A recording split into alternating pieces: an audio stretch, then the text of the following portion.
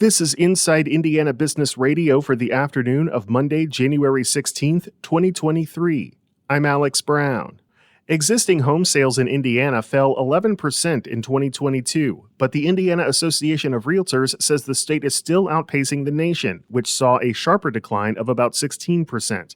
CEO Mark Fisher said as the state continues to see population growth, the ability to bring more inventory to the market remains a long-term concern. Making sure that as we continue to grow and we have success in the economic development space, that we are matching our housing strategy with our economic development strategy. So we're excited to see the legislature take up some of these concerns this legislative session, addressing what are the pinch points that builders face in bringing more inventory. So we're going to see some proposals to address the long-term inventory challenges through infrastructure funding. It could be low interest loans or grant programs to help bring more inventory to communities across the state. Fisher said in 2023, he expects Indiana to continue to outperform national trends, but limited supply could put a ceiling on the state's recovery.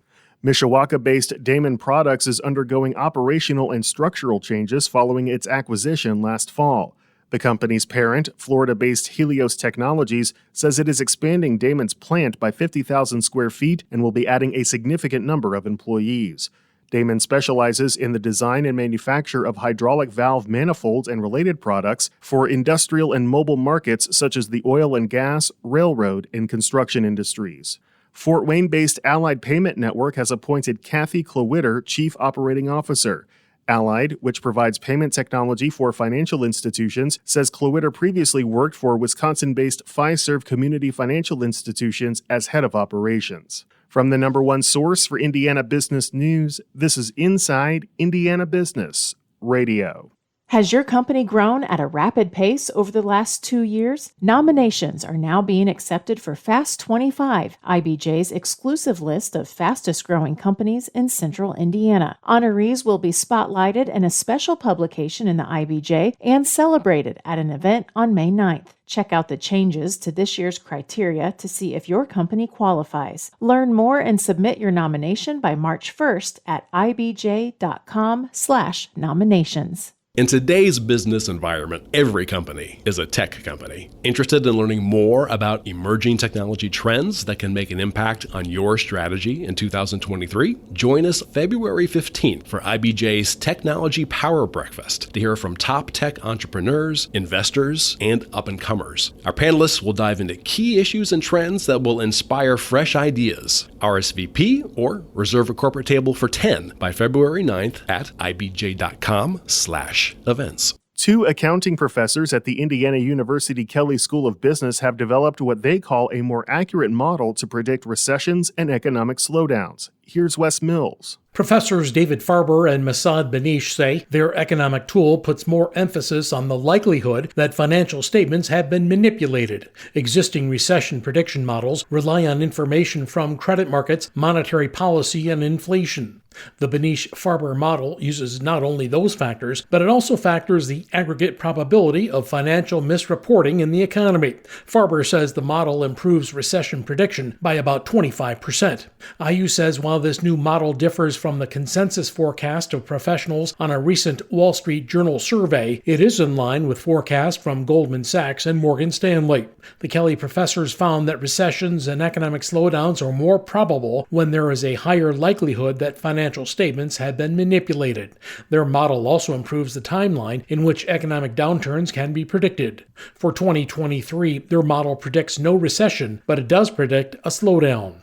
Wes Mills, Inside Indiana Business Radio. The founder of Fishers-based VetCheck Pet Urgent Care Centers hopes to franchise his business model nationwide.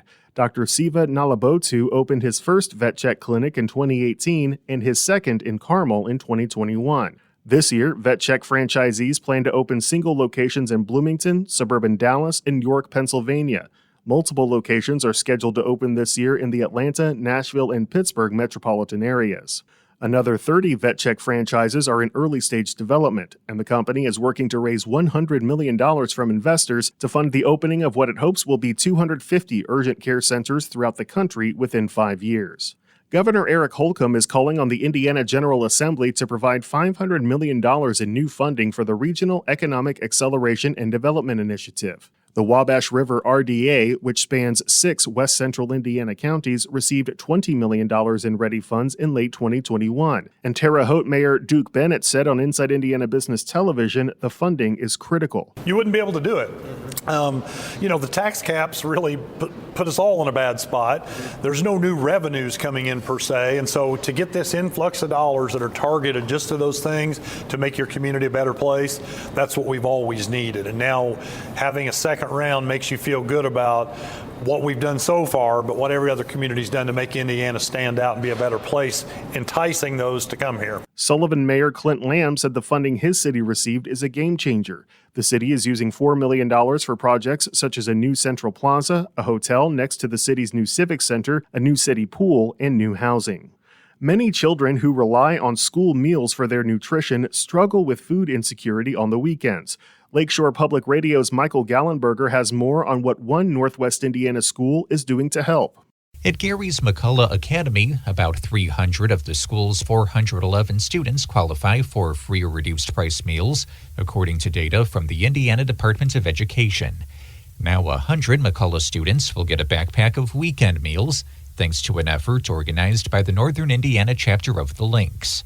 Chapter President Dr. Levada Taylor says it's an unprecedented initiative. This year, our weekend backpack efforts are sustained by Purdue University Northwest funding of $23,000. The amount covers the cost of weekend backpack meals furnished by the Food Bank of Northwest Indiana for 100 students attending McCullough Academy until the end of the school term. The service organization was first able to bring Feeding America's National Backpack Program to McCullough with funding from Baxter International's Black Care Program. Purdue Northwest Provost Chris Holford says the school's fundraising effort fits in with its focus on social justice and equity. Food security remains a barrier for education in our communities. It is certainly one of the most important factors that it affects educational success and overall educational attainment. Akeelia McCain is a member of the Lynx, as well as the Gary Community Schools Advisory Board. She says the effort is one way to help students feel secure. Those things prepare you for the classroom. If you're hungry, you cannot learn.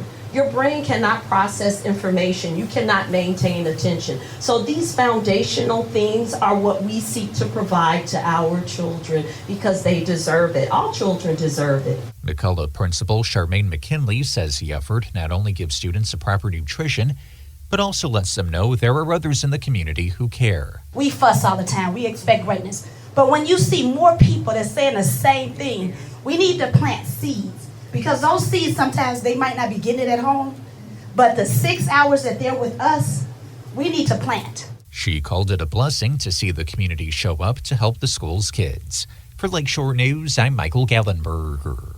Sports media personality Dan Dockich is this week's guest on the Business and Beyond podcast with Gary Dick, presented by PNC, a weekly conversation with high-profile Hoosiers in business, sports, and entertainment, and beyond. Available now from your favorite podcast provider.